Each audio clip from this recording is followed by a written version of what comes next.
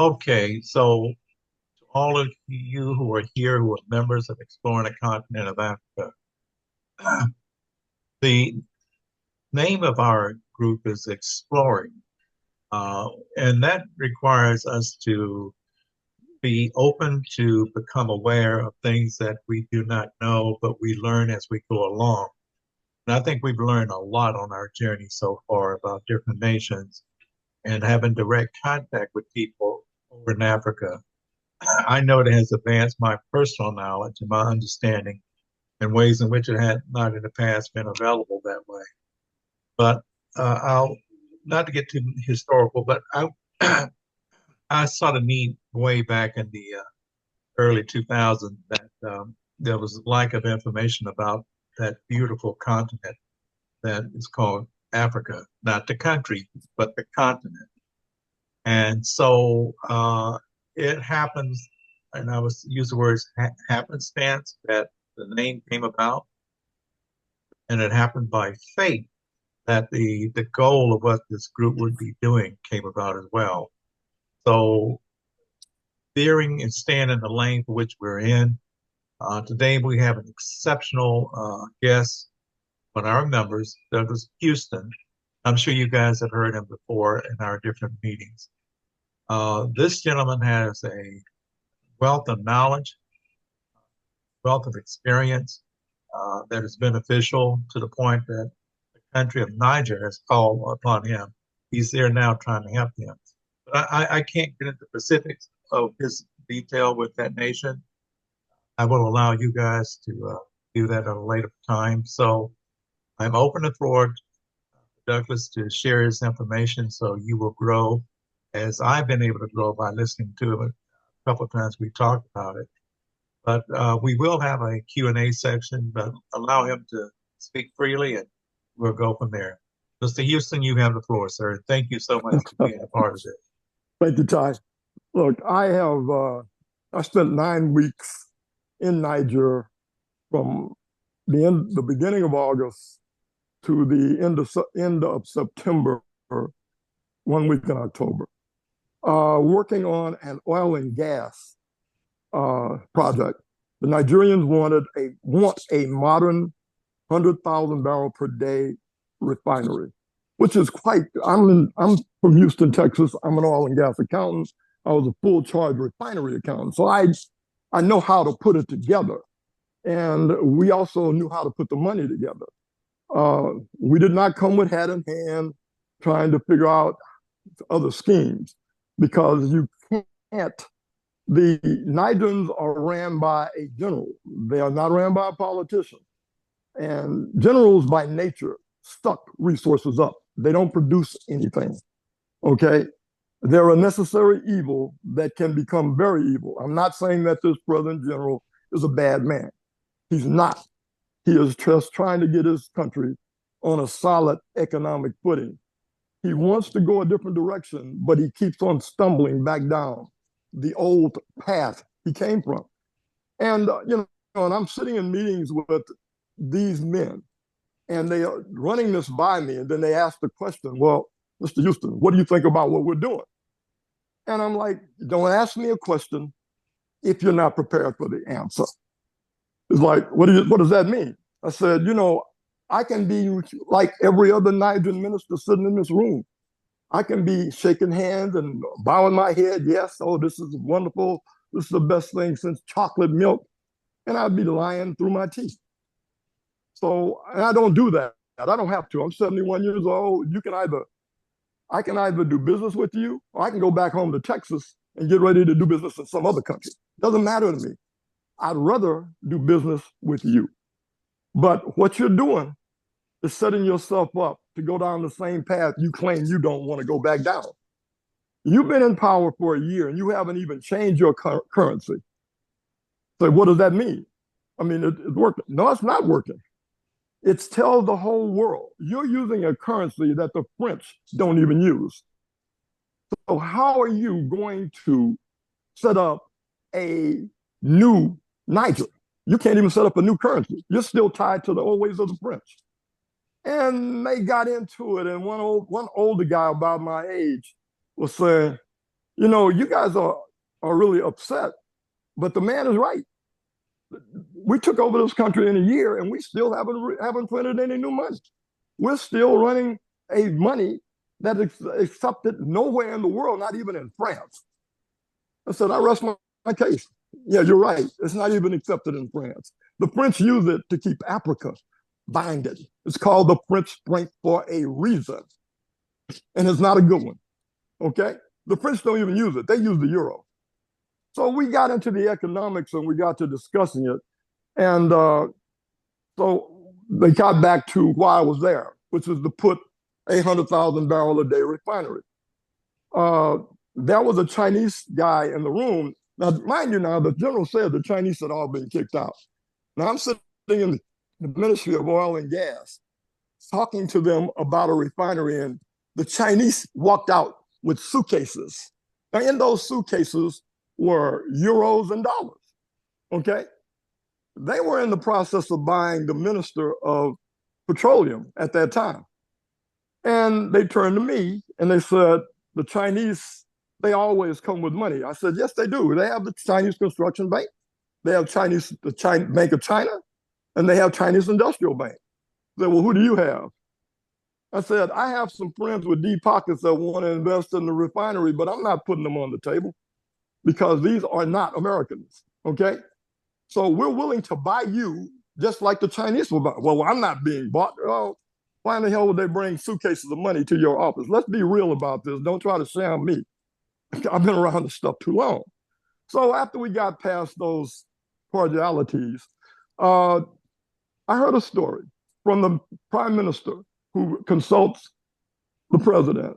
And he was telling me after the coup, and this is a story that I hope everybody listens to, because this is present day Niger.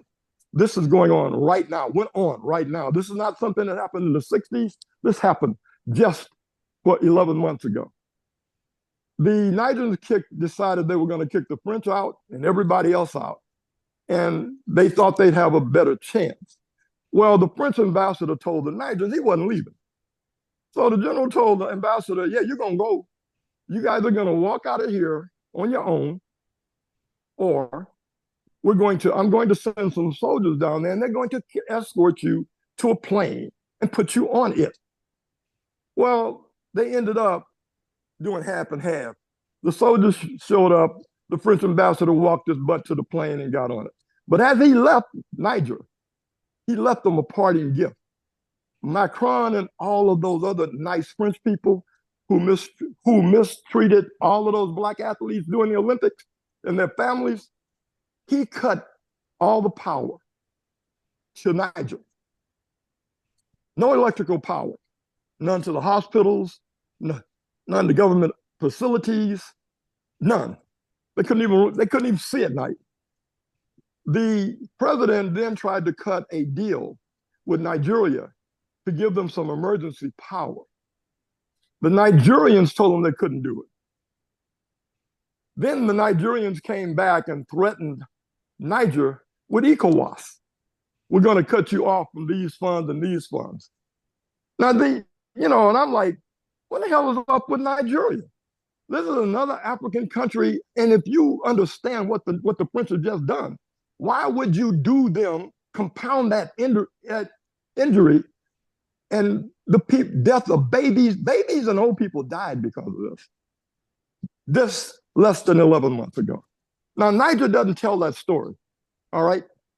That's part of why they left ECOWAS and decided to go on their own, was because ECOWAS was a organization that was being used as a tool to stop them from becoming independent. Now, I don't know. I've had bad experiences with Nigerians, so I know all of them aren't bad, but 90% of them I've met haven't been worth a damn. So that being the case, this doesn't surprise me. But what did surprise me is that Niger would tell that story from a high level that they could verify. Now, as we move on, let me make sure everybody understands. I'm going back to Niger to help build the country. I am still not done. I can't, I saw extreme poverty. on a huge level, the worst I've seen. And I've been all over the world doing uh, economic development projects in Eastern Europe after the Southern Europe after the war, uh, Eastern Europe after the Soviets got out. I've seen some really, really positive things that can happen when you get focused. Africa, on the other hand, never focuses because they have too many distractions. Okay, they got all the resources. Niger is probably the wealthiest country I've ever been in. It's also got the poorest people I've ever seen. Please digest this. Niger has enough resources to be an economic powerhouse, much more powerful than Nigeria, much more powerful than any surrounding nation, except for maybe the Congo. And they're crawling. They're on their bellies. They're begging. Okay? Now, I have been trying to get people to understand how the diaspora has got to understand the dynamics at work and engage Africa, not only in Africa, but in the United States. These Nigerians have so much respect for us because they think that we're the salvation for them. If we're there, we're going to make it work better. We're going to make it happen. We're going to pull their people out of poverty. Unfortunately, I had to tell them, your country is so far down the rabbit hole that even if we engage, we'd probably be 10 to 20 years of making the impact that you think we can make. Because number one, we don't understand the politics. Number two, the North American, African Americans' customs are so far to the west of yours until it's hard for us to understand even how you think. And that's just a truism. You know, I couldn't even eat the food. I spent many days not eating because I just couldn't eat the food, period. I've got a Western palate. I'm 71 years old. I'm sorry, ladies. I mean, that may be offensive, but I couldn't. Okay. So I lost a lot of weight. I look great coming back. But anyway, we're going to have to bridge a lot of cultural differences and understand that at the bottom line of all of these cultural differences is that we are all an African people. And we are all hated and despised by Westerners. And we are taught, the West teaches other non-African people the same hatred and the same despisement. The Chinese did not learn to despise us from their interaction with Africa. They learned to despise us from watching how the West did it. And they will tell you, you didn't get upset with the Americans and the French when they were here. What are you upset with us for? We're not doing anything any different from them. We're buying African leaders like they did. So what is the difference? At least sometimes we do something good. And I'm listening. You have to listen to this stuff. You have to deal with this stuff. Now, I'm purely on an economic level. We got into a discussion on what is the path that Niger should take to make a statement and move economies. And my thing was, number one, don't sell any more gold, period. None. Take all your gold, put it in your central bank, and put all of these little guys running around with rifles, put all of these guys around it, and hold on to it. Because it is a value. It maintains its value. I think it was at an ounce was $2,500. I said, you don't have anything worth that other than gold. 1 ounce of gold is $2,500 today. So you've got to get an economic underpinning to your economy. The only thing I see you got is gold. Sell all the oil you got. Okay? Let people go crazy selling oil. You got probably the second largest amount of oil reserves outside of the Middle East that I've ever seen. And I just saw it 9 weeks ago. And it is a tremendous amount of oil. Sell it. Use it as a way of making money. Get people in here to start drilling. But do not sell 1 more ounce of gold. Your gold goes to Arabs who don't like you. Your gold goes to white men who don't like you. And then it comes back in your face when you try to get them to do a deal. I think the French charged the Nigerians something like we'll loan you 20% of the money you ask us for, knowing full well that 20% of the money won't even hardly get the project started. But then they'll send their own engineers in, they'll send their own business people in and tell them, okay, we'll pay the rest of it by way of France to these people we're sending in. There's no money there for Niger. There's no money there for that system leaves no money for Africa. Okay. It looks like the West is doing something.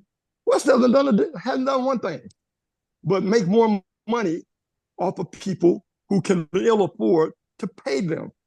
There's one other thing. Nigerians sell their uranium to France, or they did. And my thing was sitting at this table, don't sell France any more uranium. I say you sell it to them, they pay you 20% of its value. Then they go and charge some other Western nation 100% of its value. They made an 80% return on your uranium. You, on the other hand, just paid the expenses of mining it, shelving it, securing it, and then making sure that it doesn't kill all your miners. You haven't done anything. You can't even pay those guys to go into those mines. The proper aid, what they would get if they were being paid in the West. And I know what uranium miners get because one of my first projects, I did a uranium mine in Canada. Those men make a lot of money. Nigerian uranium miners make very little money because the 20% as to 80% doesn't leave you a lot of money. So I was telling them, why don't you guys? There are HBCUs, there are people like myself who will sell your uranium on the open market. We don't have any ties to England. We don't have any ties. We really don't have any ties to America. We don't have any. We darn sure don't have any ties to France. At least I don't.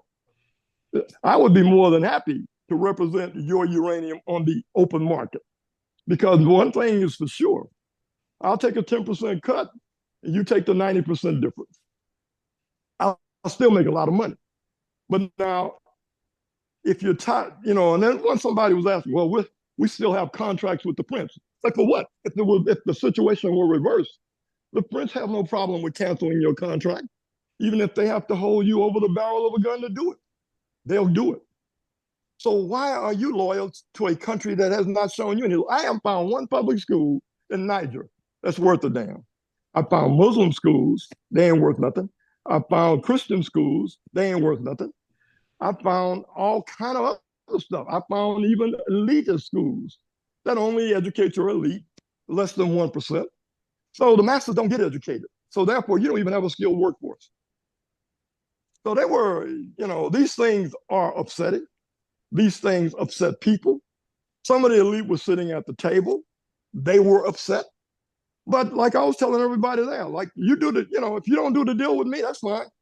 I'm already looking at 3 deals right now that I'll get jumped off on the first of the year that will pay me in perpetuity, which is what I'm trying to do. This is my legacy to them.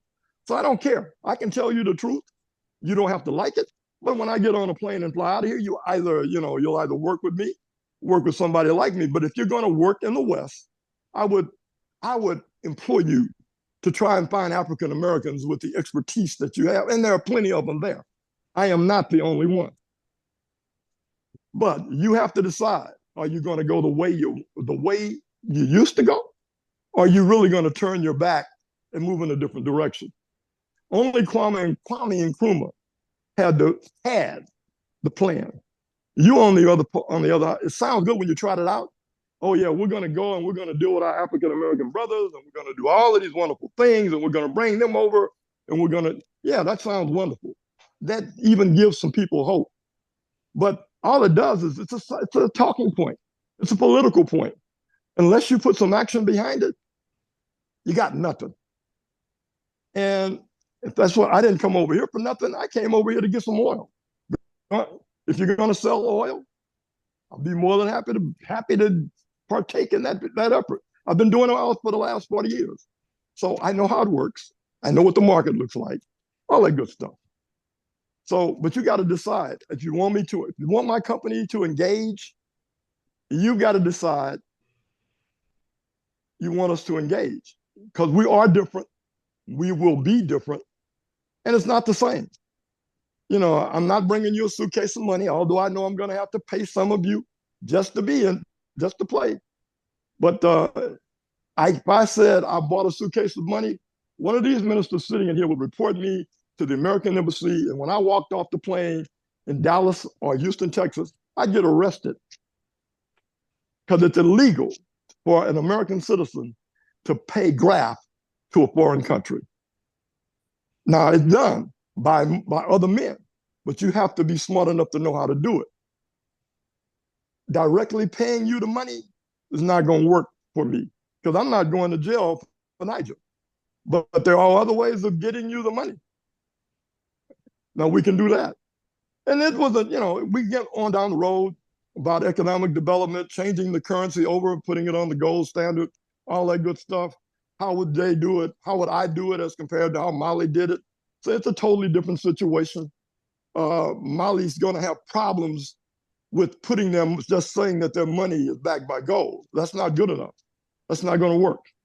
But there are ways to do it that will work.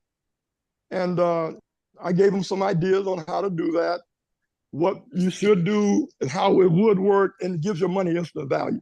So I don't know what's going to happen. I may fly into Niger next time and get arrested, but whatever. I'm too old to be afraid. And I fought this situation since I was 19, 18 years old. So anybody got any questions on Niger? Don't let me make it bleak, please, because Niger is probably one of the few countries I've ever been in where you can start out with no money and probably in 5 to 10 years end up with millions of dollars. Because if you know how to run a business, how to manage a business, how to do business startup, Niger is the ideal place to be. It's like being on virgin ground. I mean, it's so much you can do there because they need everything. They need everything. They wanted me to look at their telecommunications uh, situation because the company I work for has one of the preeminent telecom guys on the planet as its CEO, John Orr. And after we got through looking at it, I'm not a telecom guy, but after John got through looking at it and doing about a week's research, the report came back. Tell them they're gonna have to scrap all of this. Ain't none of this worth anything. Scrap it all, start over from scratch, build one telecom company, and bring it up from there. And eventually you will abandon all of the work that the Nigerians did, which is crap because you can't hardly get a telephone call out. And I had to point out to the good generals, without a adequate telecommunication system, your country's security is at extreme risk every day. Your economic security is at risk. Your ability to do business internationally is completely hampered.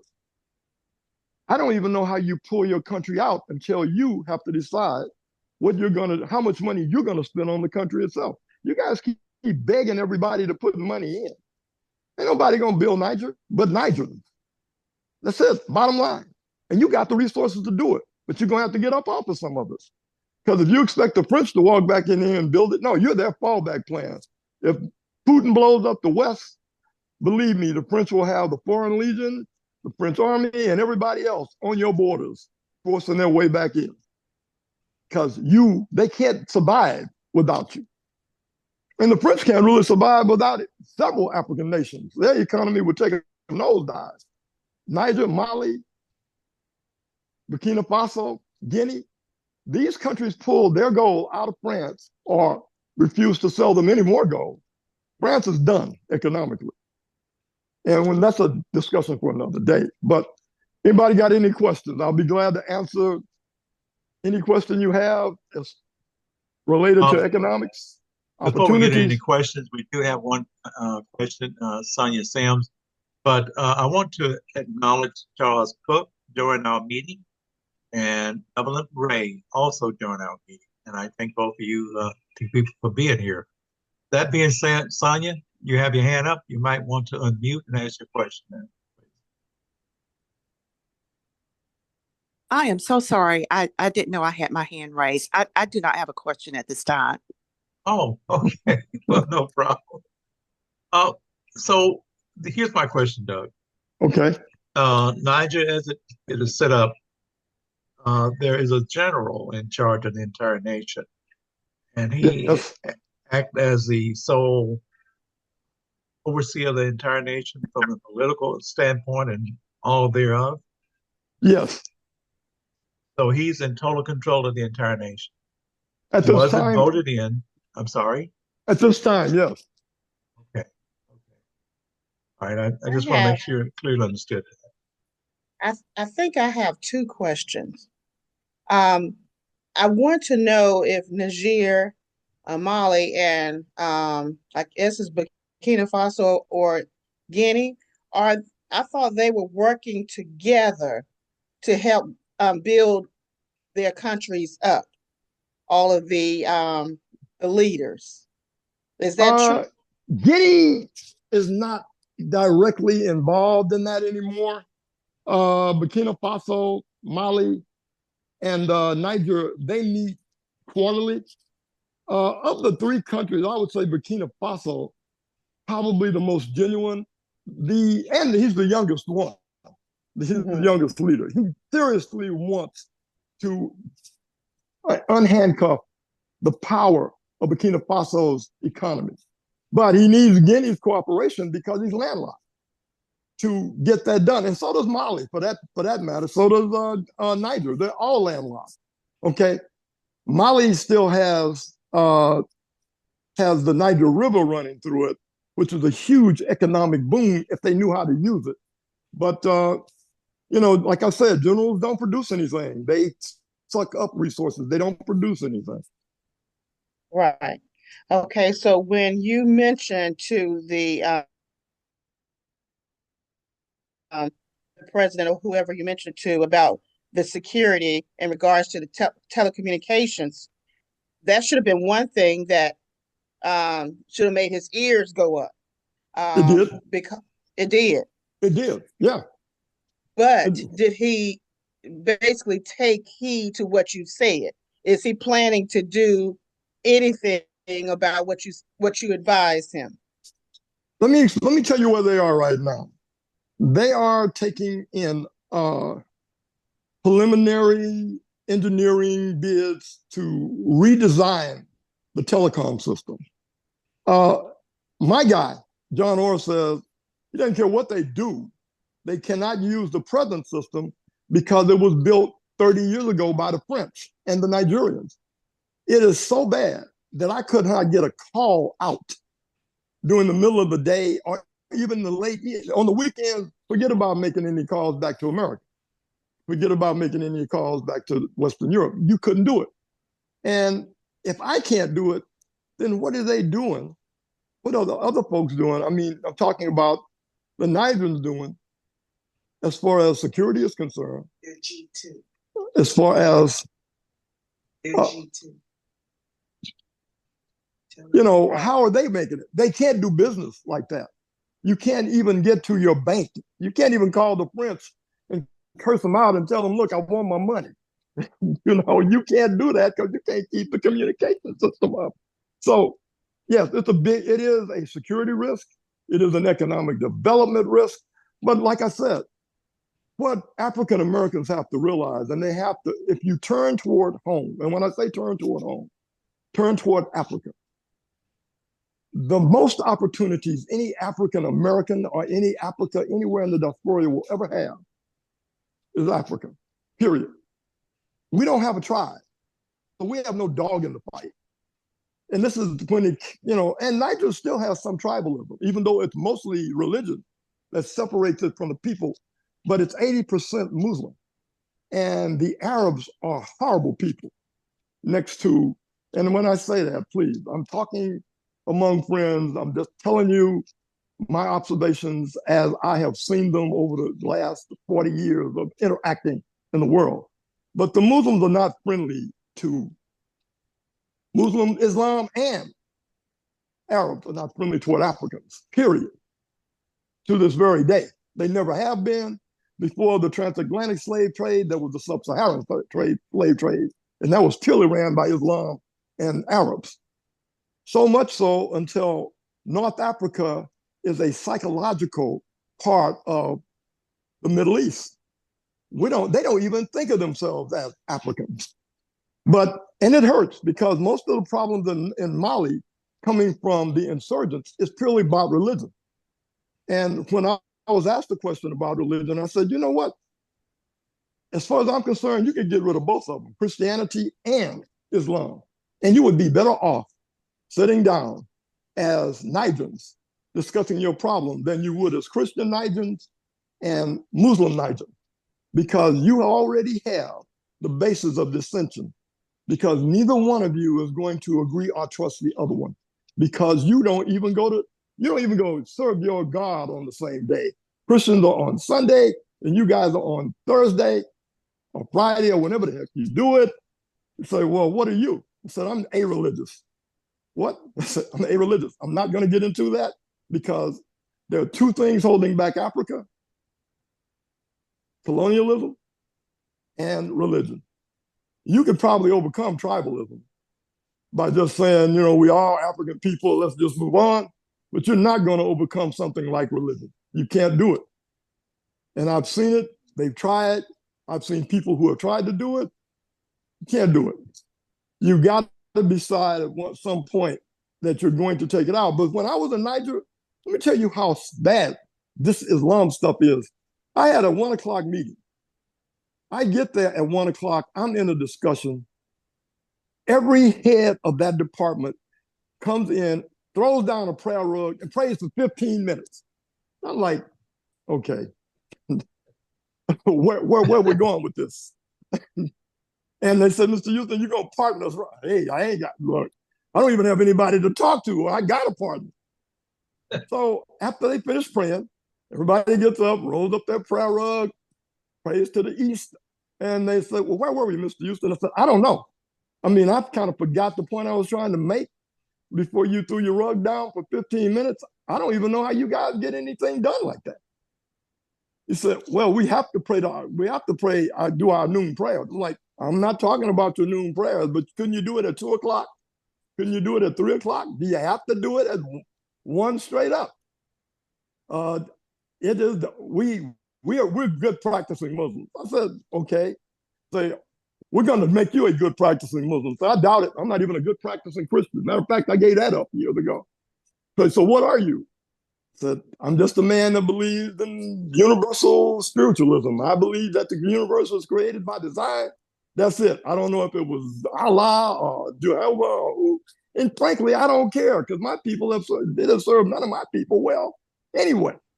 So they were like, oh, well, you're a whatever I'm supposed to be. You're an infidel. Okay. But I'm an infidel that will get something done. You'll be a better country after I leave it than you are today, thanks to this infidel. And everybody just shut up. Okay. Let's just do business. That's what I came to do. So anyway, that's one of the things that when I tell people religion holds back Africa, I mean it. It holds it back. I have been stopped in meetings in the evening, in the afternoon, and in the morning for prayers. And I'm like, you stop 3 times a day just to pray. Where is your God? I mean, he can't let you get a break on this thing. What's going on, God? You need that kind of attention. But anyway, look, I'll take any question. Economic development in Niger is second to none. You got a plan. You got a plan. A plan of action. You meet the right people. There are some good people in Niger who are Muslim. There are some good people in Niger who are Christian. They don't work well together, but you can still get something done with either party.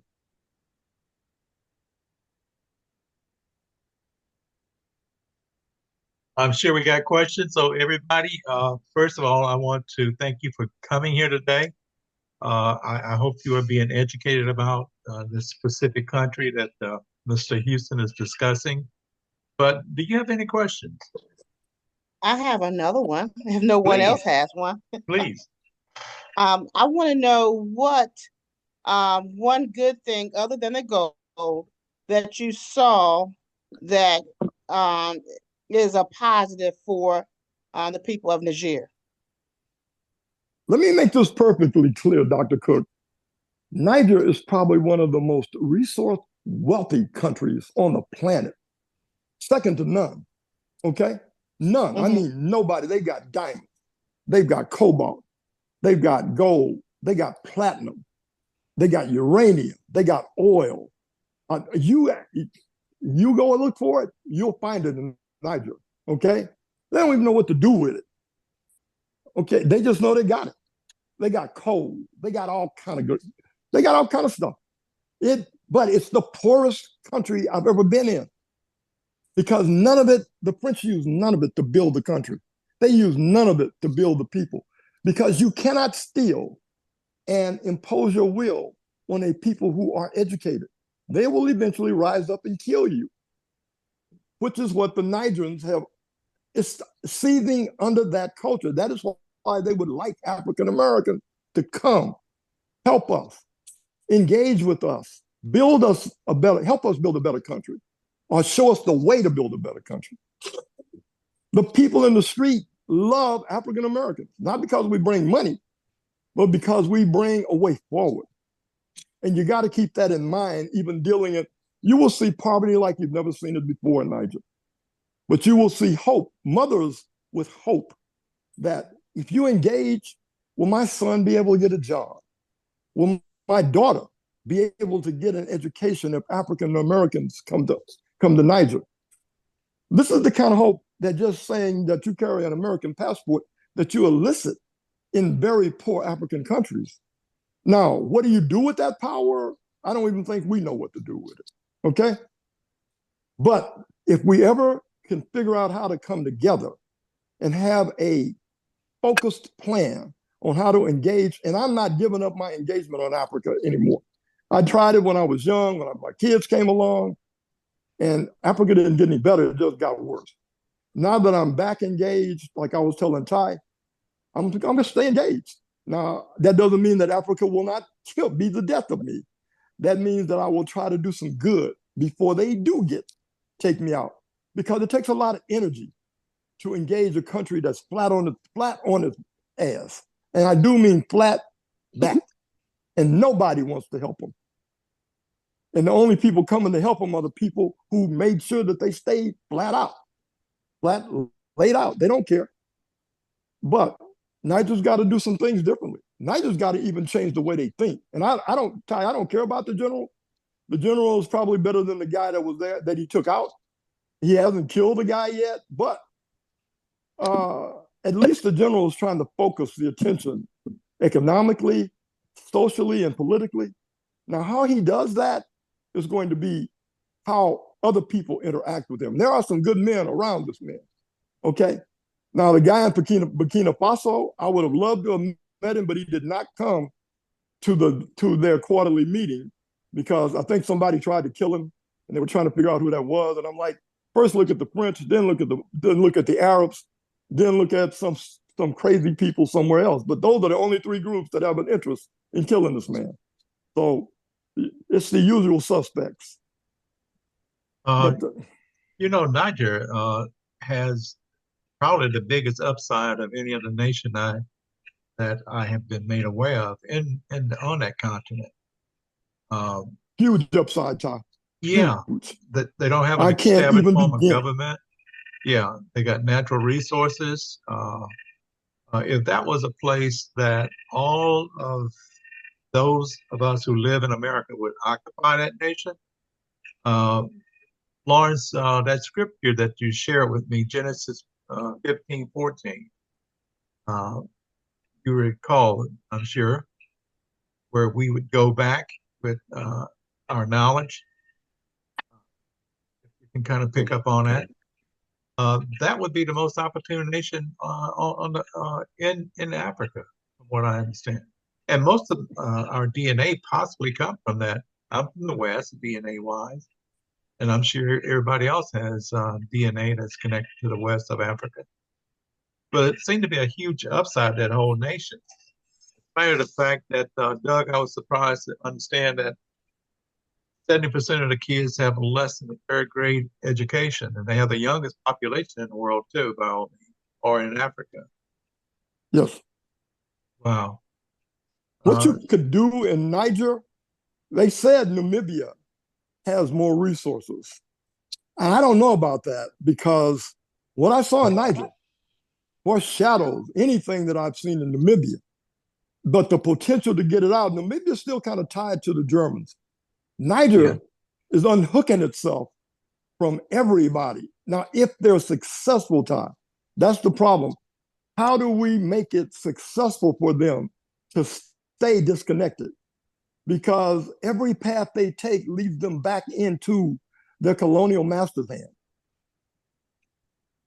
Now, excuse me, but I must interject.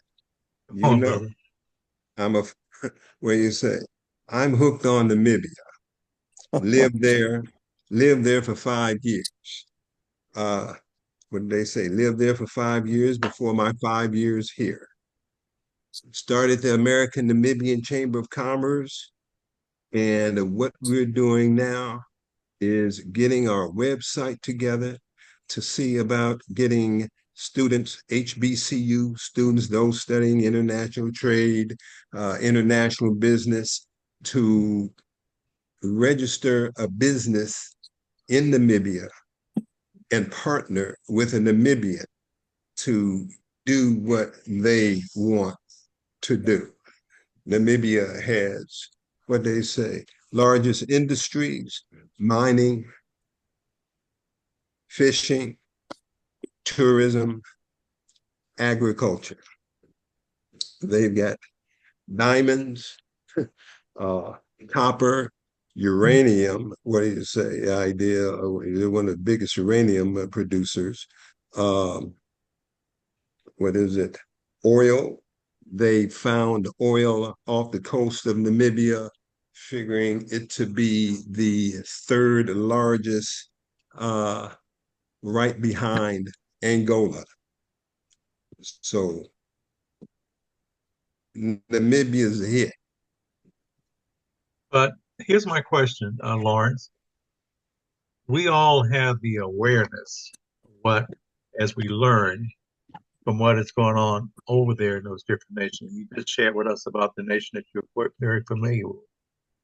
But in terms of having our hands into the game of the financial uplift of those resources that you're talking about, what is the percent in which the native of that country have ownership and they reap the profits from those specific minerals that you're talking about? Are they 20% into the game? 40%, Very, 50%? very, very little. Yeah. See, that's, Okay. you know, Very, very little.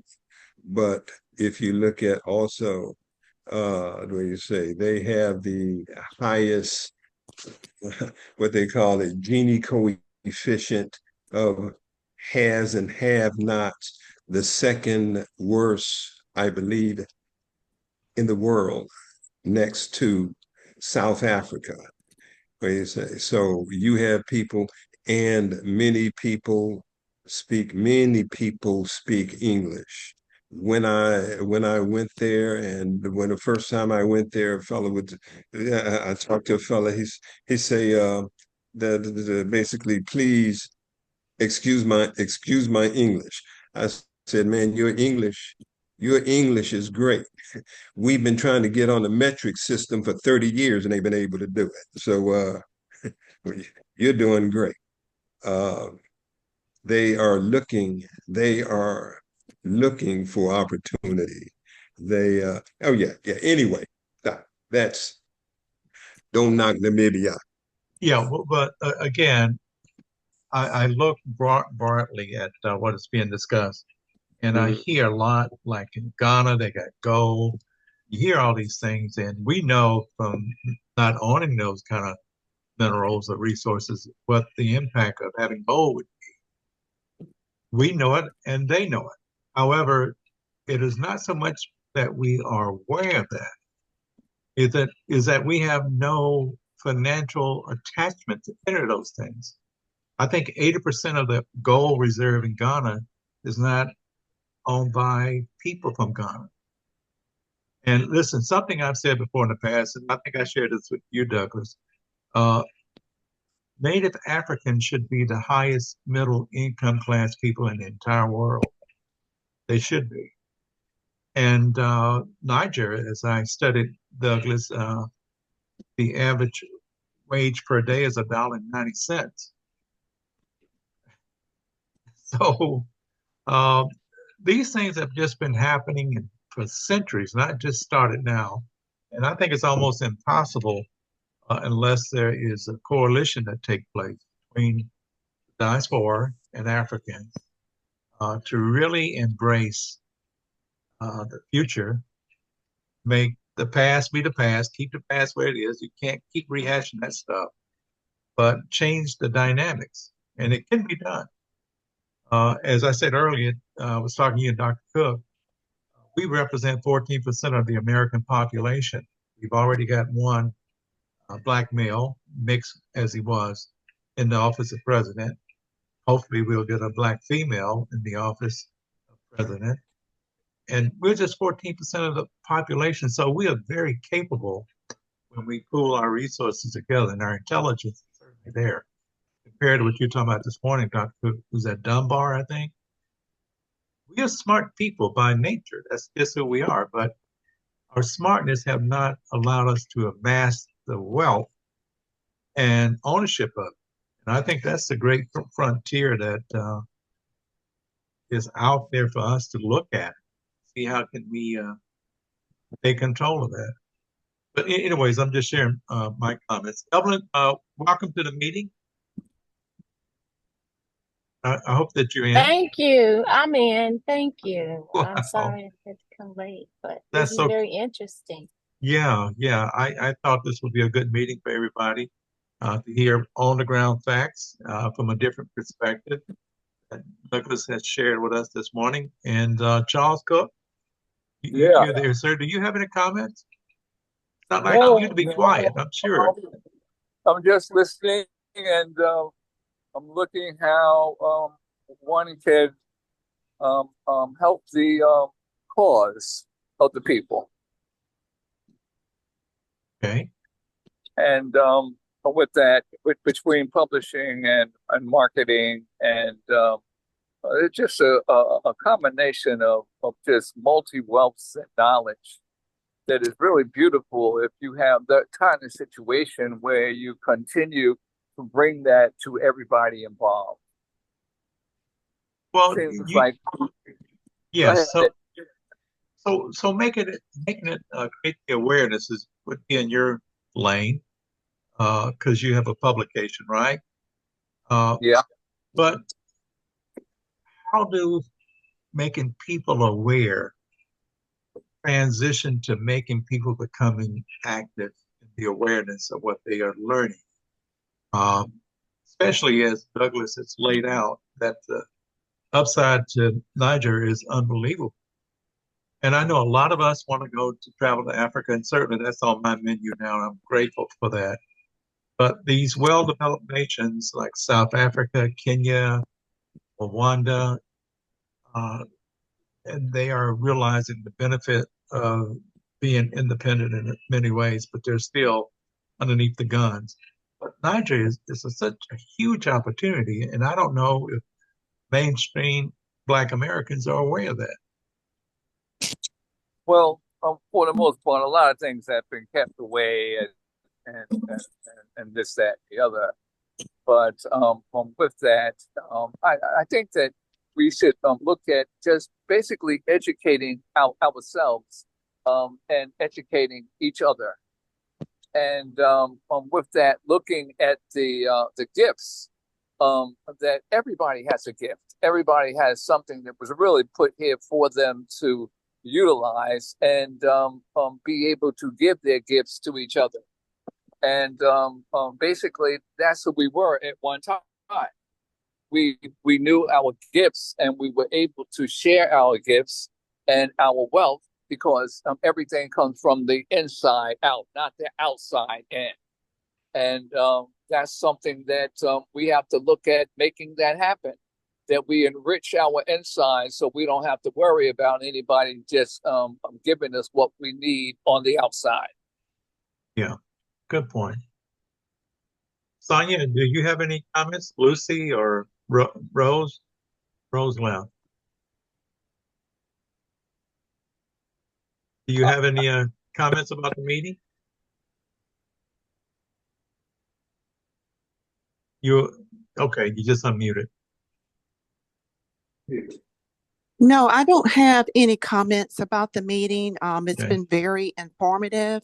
Yes. I did not know any of this information. Yes. I'm just wondering, the influential African Americans here in America, is that what Mr. Cook is saying, that we need to get the information out to them, those Good that point. have financial influence? Well, I would say basically, you know, I believe we should be obedient to each other and open doors for each other that has never been opened before. And with that, of course, I look at publishing. I'm also a storyteller, griot, and this, that, and the other, and performing for years. And my father was a poet, and so I come from a poet society, and with that, an educational society. On my other side, when I was coming up, I think I started out as a high school art teacher. But with that, being able to look at the arts, because actually in America, I have the African American Fine Arts Society, but African American art this year is worth $50 million, $50 billion, excuse me. So if we can expand on the arts and culture and looking at what can come out of it, because as I said, our insides are very powerful and more powerful than the outside. And I find that a lot of things I think that I cannot do, the Creator just opens up the door and make those things happen. You know, we look at what we're not able to do, but in the process of doing, we continue to get it done because we're not by ourselves. We have our ancestors with us. And with that, I look at that avenue and that avenue of strength. A lot of the times people don't look at the avenue of strength of what they have inside of them and what they can give to other people. You know, and I look at on that avenue what you have collectively to be able to take that collective vision together, and then from there make it happen. And with that, that's what I found out at my age, at only 72 years old. What? A lot of old people in this group today. Yeah, you know, and with that, I'm glad I stepped over that side of the mountain, and I'm glad I'm able to look back at all of those things that I've been through, and I'm glad I'm able to look at other things that I can do now and move further into who I am and what I can give with the arts that I have with me. And collectively, enhancing everybody you touch.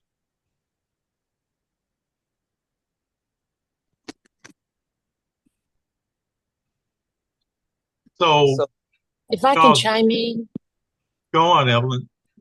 I thank you, Mr.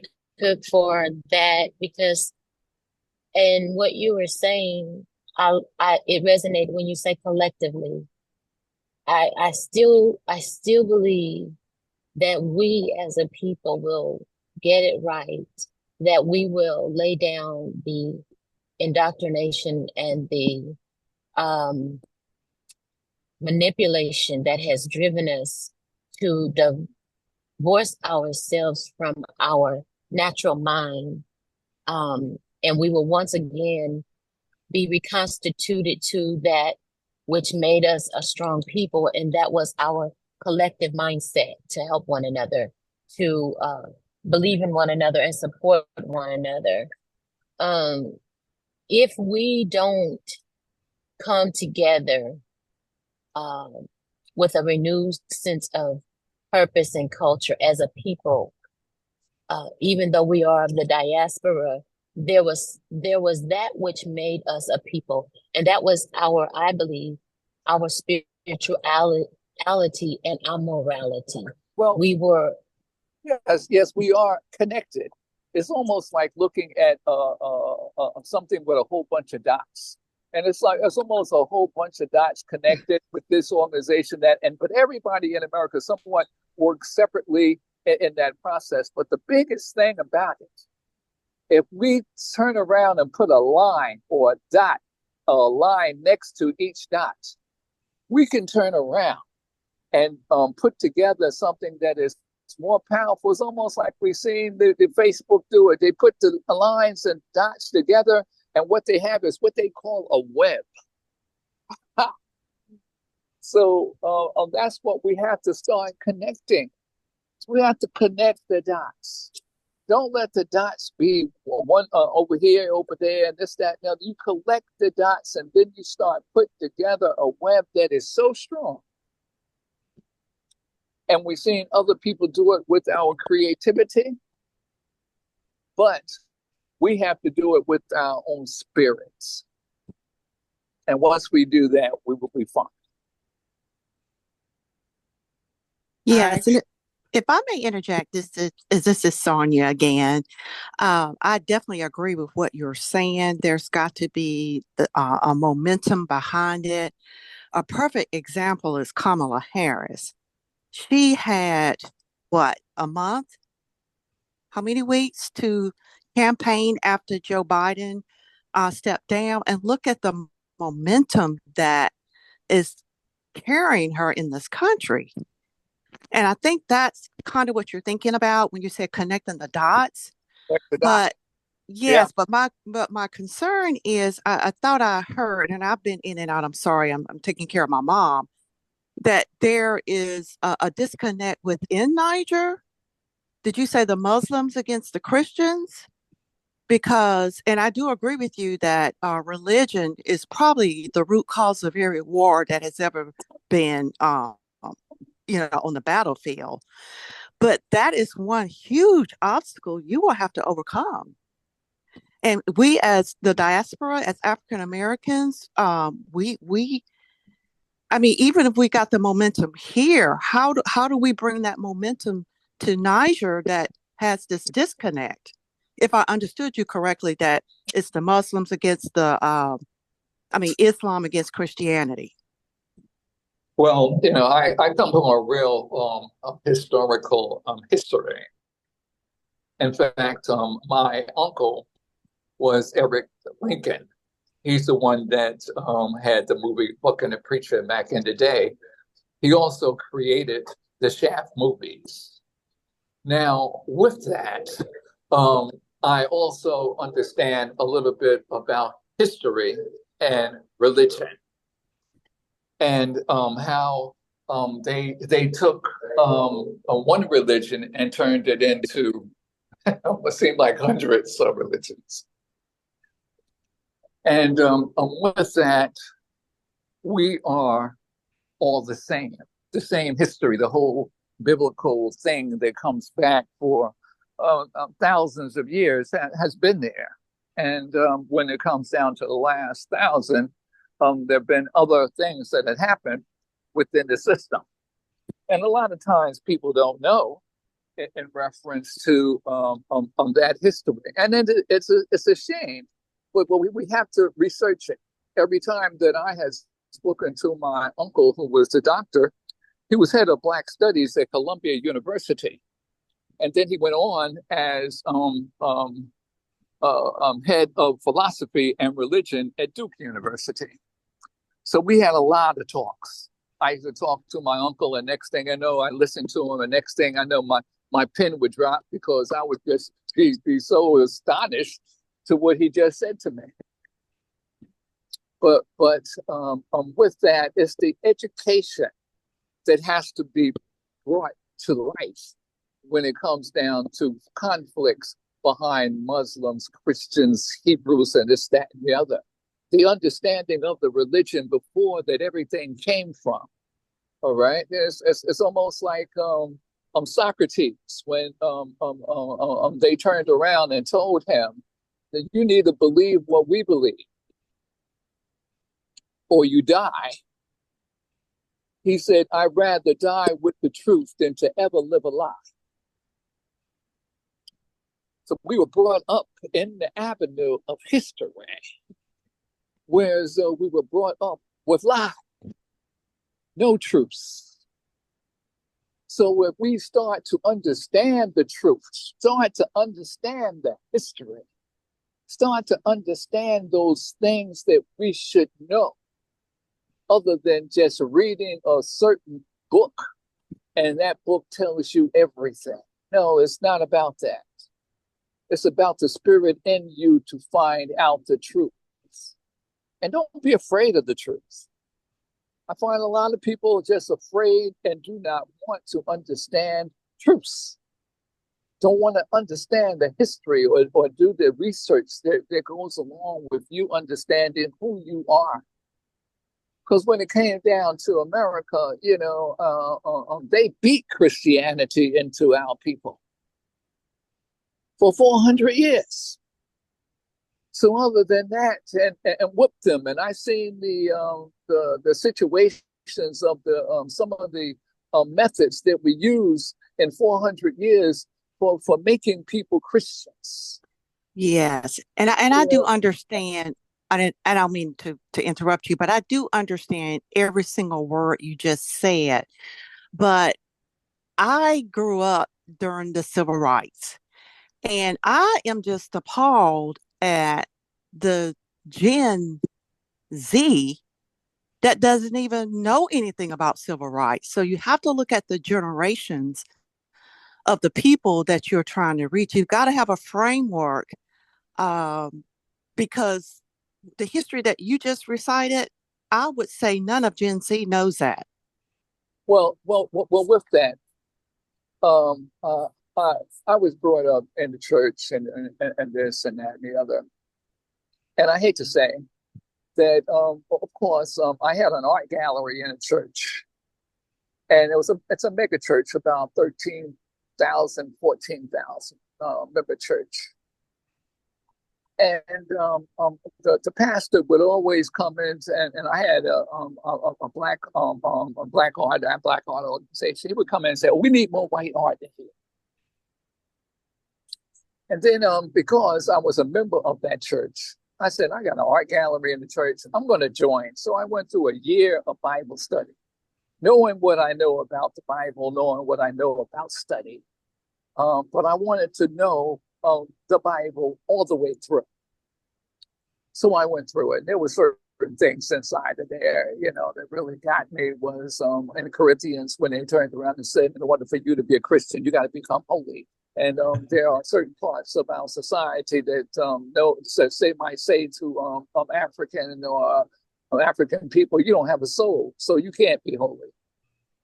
So that's when it comes down to it, they look at you as being not too smart when it comes down to Christianity. But I remember the pastor saying one Sunday that made me leave the church. He said, "I do not believe in history.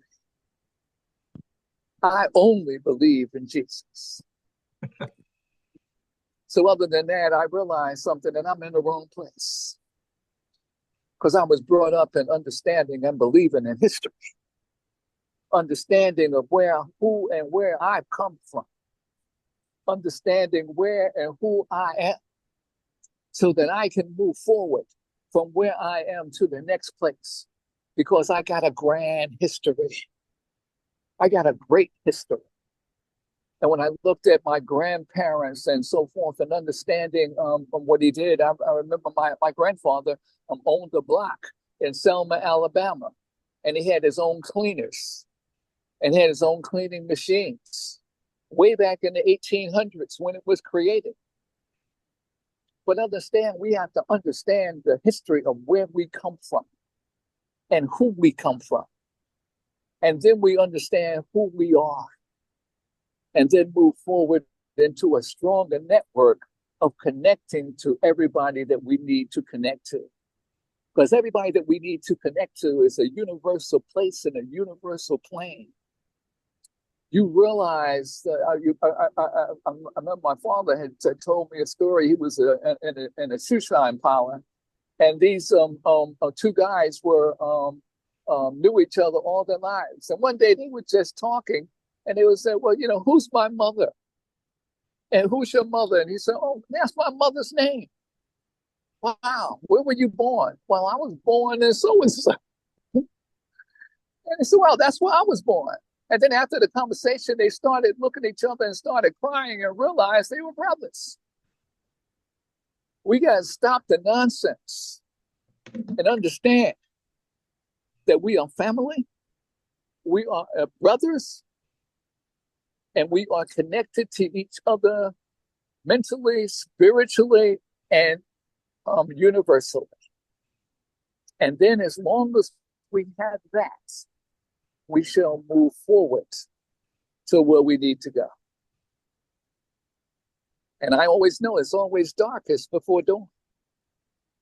But understand, don't worry about the dark days.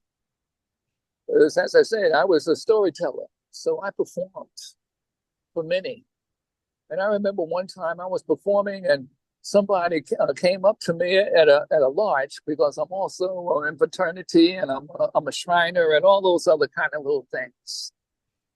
But moving on from there, a person I was I'm telling my poetry at the and a student came up to and said, "Mr. Cook, I remember what you said." Because I was storytelling at a high school. And they ran my storytelling all summer long to the community in Camden, New Jersey. But just educating them, because sometimes words are so powerful. They are so great. But when you understand those words, just like nourishment, just like food, you nourish your stomach like you nourish your mind. Problem is right now in America, some of the food that's in the food stores, they don't even accept them in other countries. And I look how it's just killing the people in America. But we just don't look at that. We don't look at the foods we eat. We don't look at nourishing our minds and our body and our stomachs and this, that, and the other. And with that, we need to sit back and start preparing, because if we are prepared from the inside, our outside would be so much more powerful. I hope you guys are pulling in the beauty and the spirit and soul that's being spoken in here today. I am beyond the word inspired, everything that's coming out. And Mr. Houston, I thank you, sir, for sharing your wonderful experience.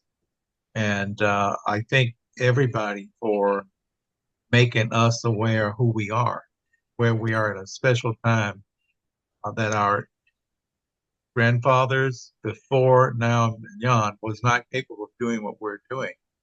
We're using the technology that has been developed. And we have Lucy in Kenya. That was not possible 20 years ago. Rose was on earlier. She is not on now, but she also is in Kenya. But we, all over the country, we are connecting in this little environment with Zoom. And but beyond the talking is the spirit that is resonating. And I know as I say this, I know Evelyn, Dr. Cook is very much identifying this, how the power that we have within. Sonia, just to make you aware, we have Africa Town in Mobile, and I know we talked about it when time permit, but we need to do another meetup.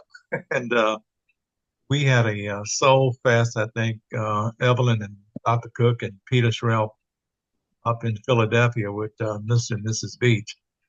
And we got to come to Mobile, to Africa Town. So somewhere in the future, we're going to be working on that, if you don't mind. Everybody here? You guys okay? Yes, All right? Yeah. yes. I Yes. hope to basically come there soon. Someone set it up and give us the date and where to meet. Hmm. I'm there. Yes. Yeah. I just want to again thank Mr. Houston for that information and thank Mr. Cook for presenting that information that he presented as well. Because if we want to get anything done, we have to get it done ourselves. I do remember yesterday when I was talking to during the conference, and one of the African brothers from Nigeria was mentioned that the president of the United States called and had talks with, I believe, the president and some of his cabinet this past week. And so I Hmm. mentioned to him, we need to stop basically focusing on thinking that someone is going to come in from another country Yes. that's not of our people to take care of us. I said, we have been known, if you look at history, to take care of ourselves. We come Yes. out, we come out even better when we do it ourselves. We got to stop depending on someone else because some countries are looking at you as food. They're coming to take what you have. Um, Hmm. you think that they may be coming in to help you, but they may be coming in to take more from you. So I thank you, Brother Houston, for the information that you presented on this year. It was an eye opener um, hearing the information that you presented. Powerful. Hmm. Evelyn, I think you get ready to say something. If I'm not in. No, no, I'm just listening. I'm sorry. Yeah. Well, you know, we are traveling on a road. We have a path in front of us, and I'm so grateful that we are walking together. As we come together, we are on this path. We are talking and we're sharing different experience. We all come from different backgrounds and different learnings that we're bringing to the fold, and it's helping us to really get ahead of where we are and where we can be. Mr. Houston, I'm sorry, so you got a comment. And Lucy, I need to hear from you and Kenya when you can. Mr. Houston, go on, sir. Your hand is raised. I don't know if you want to make a comment, Doug. You need to unmute. Uh, if you're trying to say something, I can't hear you. Lucy, are you able to comment? Lucy? Okay, I guess you might be on, but not able to communicate. Well, I started to watch certain things that you didn't come through a Zoom.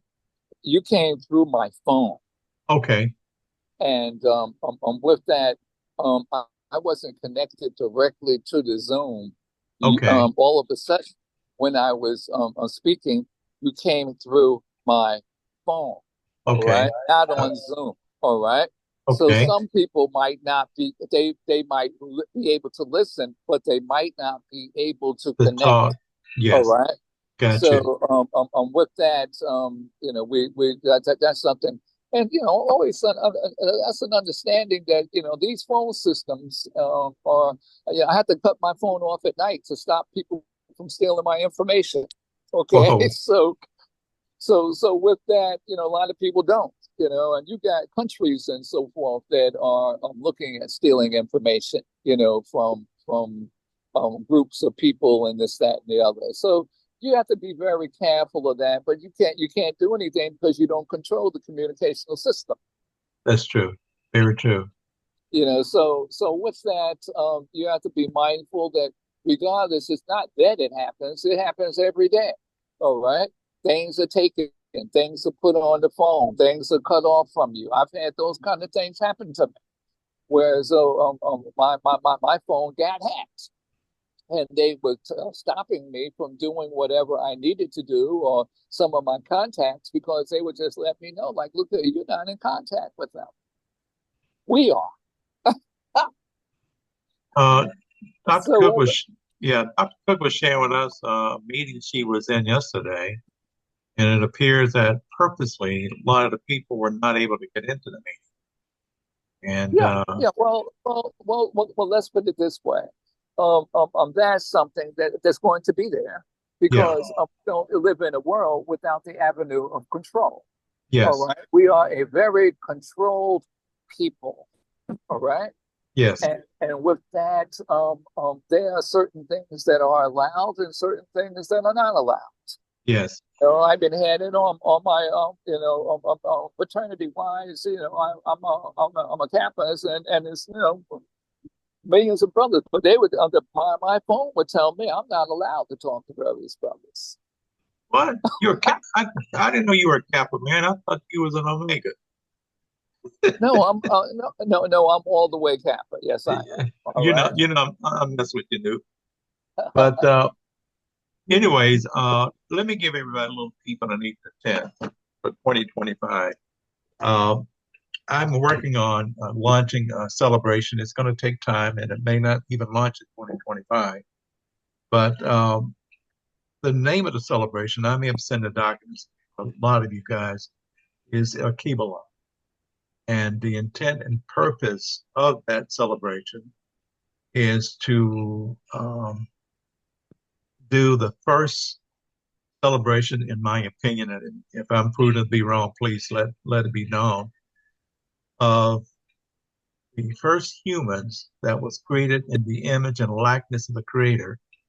Those humans were in Africa.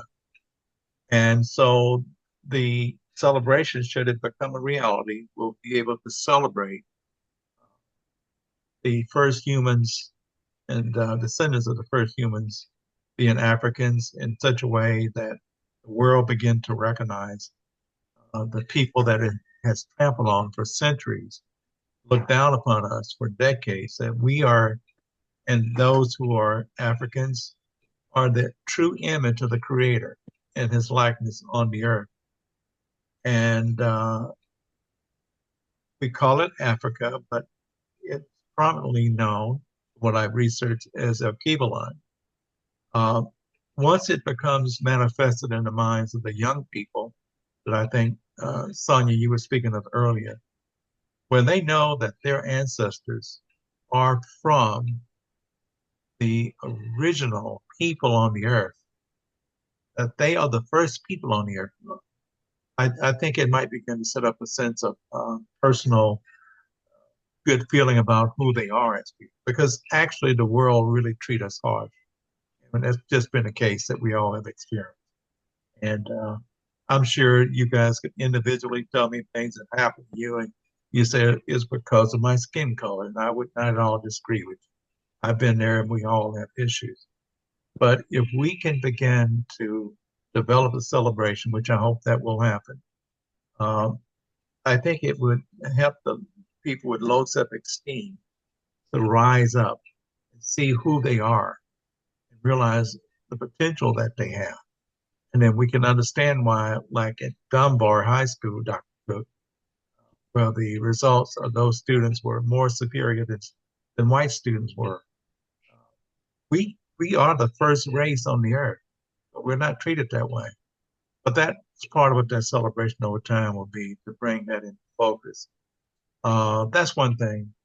And the other thing that kind of slipped my mind right now, Sonia, we do want to come to Mobile to go to Africa Town, and that's going to take a lot of arrangement. So if you can get connected with that, I know Dr. Cook will be on the flight with me, and it'd be wonderful to meet you, your brother-in-law Kenneth, and everybody who Kenneth is my best friend, and other people, and we can travel and tour Africa Town. We have a member in the group who recently joined about 4 months ago. I think she's, and you know, Joycelyn Davis. She's been on some of the documentaries about Africa Town. She's a good close friend of, I know her sister, so I mean, her mother. So I think we could really create an impact with exploring the continent of Africa. And I will legitimize this as an LLC as well. I've had to put a lot of things off because I'm fully employed now, but November the 15th will be my last work day, and I will retire for the fourth time in my life. And I'm 72 years old. I ain't working no more. You won't even find me at Walmart. Okay. I've had enough of working, but now I want to do the smart thing. So I know, Douglas, I've shared with you that I was going to get that LLC, which I will, and also a nonprofit organization. We're going to move ahead to do the things that's necessary. And what I love also is, Mr. Ross, you have a 10-year business plan that has to come out, and I hope that we have a network that you use for that. But you got your hands up, Lawrence. Ooh, they make a noise upstairs. Yes. Okay, that's that banging going on. Now, I just want to, well, you say there's been a lot covered, and I'll go into briefly what you said about the recognition that the black man, the first man, what they say in the image of God, and we get that. What you say? We get that from our religious. In the image of God, we get that from our religious beliefs, and a lot of us want have negative impressions about religion. I believe that I believe that the only way for us to get out of this situation we're in, uh, it takes God to get us out. And if we look at the religion, Mr. Cook probably knows a bit about what's that Moses and monotheism, okay, idea. A little book by Sigmund Freud, who Sigmund Freud was a Jew, and they basically this was his last writings, basically on his deathbed. And after this writing of Moses and monotheism, the Jewish community basically turned against him. What did he say? He said that Moses was actually an Egyptian prince following the teachings of Akhenaten, okay, of monotheism. And then there's that story of that what do you say, the first five books of the Bible written by or dictated or whatever by Moses. And what we get from that story is that Abraham is told by his Abraham's told by God that his descendants will be in the land not theirs, oppressed for 400 years. Okay, Abraham is told by God that his descendants will be in a land not theirs, oppressed for 400 years. We're the only ones of record that been what they say in a land for 400 years, and that was signed into law by Trump HR 1242, commemorating our 400 years, our 400 years here. And we don't see ourselves as special by God. What do you say? We'll go with yes, the black man was the first, and the whites in Europe, they'll go along with that too. Hey, yeah, hey, life started off in Africa. Uh, the early people in Europe, not counting the Neanderthal, were black people. Okay, some with blue eyes and and blondish hair. Okay, Europeans recognize that. We need to recognize that we African Americans are special. That will get us together. And yes, I go with the 10-year Black Growth and Development Plan, all you have to do is go to blackgrowthanddevelopment.com, BlackGrowthAndDevelopment.com, and see a plan to get us out this situation. That's it.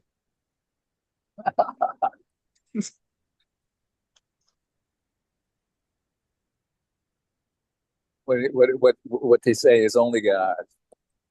It's only God. It's only God and what is within your godly self. God is in you, but are you going to recognize? Are you going to recognize him? When you say, hey, have God spoken to you? Do you speak to God? Some, no. Hey, yeah, hey, what do you say? I read the Bible. You say some Jews moved together because they go with we're a special chosen people. Okay, that's what get Jews. That's what has gotten Jews together. Many groups, various Doug, Indian. can I stop you for a moment on that? Go ahead. I'm sorry. Yeah, no. And listen, I'm grateful for all of your comments. It's certainly appreciated. There's room for it. However, think of this as I made mention to other people as I've had this discussion with other people. If you were born a Jew and all around you as a child growing up, you were told that you are one of God's chosen people. You go to the schools, elementary, middle, high school, college, you're told that you're one of God's chosen people. You go out in the public and you say, oh, I'm a Jew, and then people look at you as you're one of God's chosen people on earth. What does that do for your framework of who you think you are? Sense of self-importance. Don't that elevate you how you see yourself? Wouldn't it? Don't you think it has done that for Jews? Yeah. Certainly. Yeah.